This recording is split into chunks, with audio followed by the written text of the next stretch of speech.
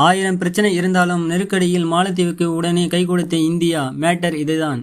சீனாவுடன் நெருக்கம் காட்டி இந்தியாவுடன் மோதல் போக்கை கையாண்டு வருகிறது மாலத்தீவு. சமீப காலமாக இரு நாடுகளுக்கும் இடையேயான உறவில் விரிசல் ஏற்பட்ட போதிலும் தற்போது இந்தியா மாலத்தீவுக்கு சாதகமான விஷயம் ஒன்றை செய்துள்ளது.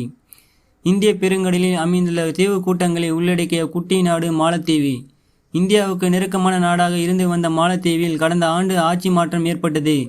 மாலத்தீவின் புதிய அதிபராக முகமது முய்சு பதவியேற்றார். சீனா ஆதரவு நிலைப்பாடு கொண்ட முய்சு பதவியேற்ற பிறகு சீனாவுடன் மிக நெருக்கம் காட்டத் தொடங்கியது மாலத்தீவு.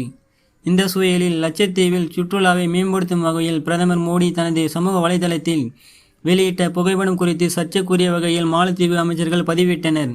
இதனால் இரு நாடுகளுக்கும் இடையேயான உறவில் பாதிப்பு ஏற்படும் சூழல் உருவானது. போதாக்குறைக்கு மாலத்தீவில் இருந்து இந்திய இராணுவ வீரர்கள் வெளியேற வேண்டும் என்று அந்நாட்டு அதிபர் முய்சு உத்தரவிட்டார்.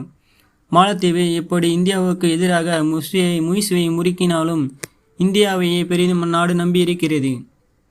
மாலத்தீவு என்னதான் இந்தியாவுடன் மோதல் போக்கை கையாண்டு வந்தாலும் இந்தியா நெருக்கடியான தருணங்களில் அந்நாட்டை கைவிடுவதே இல்லை.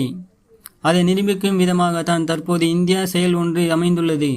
மாலத்தீவு நாட்டிற்கு சர்க்கரை, கோதுமதி, அரிசி, வெங்காயம் உள்ளிட்ட அத்தியாவசிய பொருட்களை கட்டுப்பாடுகளுடன் ஏற்றுமதி செய்ய அனுமதி அளித்துள்ளது. இதுபோக 1 மில்லியன் டன் ஆற்று மணல் மற்றும் கற்கள் ஏற்றுமதிக்கும் அனுமதி அளிக்கப்பட்டுள்ளது. முன்னதாக இந்தியாவுடன் மோதல் போக்கை கையாண்டு வந்த மாலத்தீவு திடீரென கடல் நிவாரணம் அளிக்க வேண்டும் என்று கடந்த சில வாரங்களுக்கு முன்பு கோரிக்கை வைத்து இருந்தது.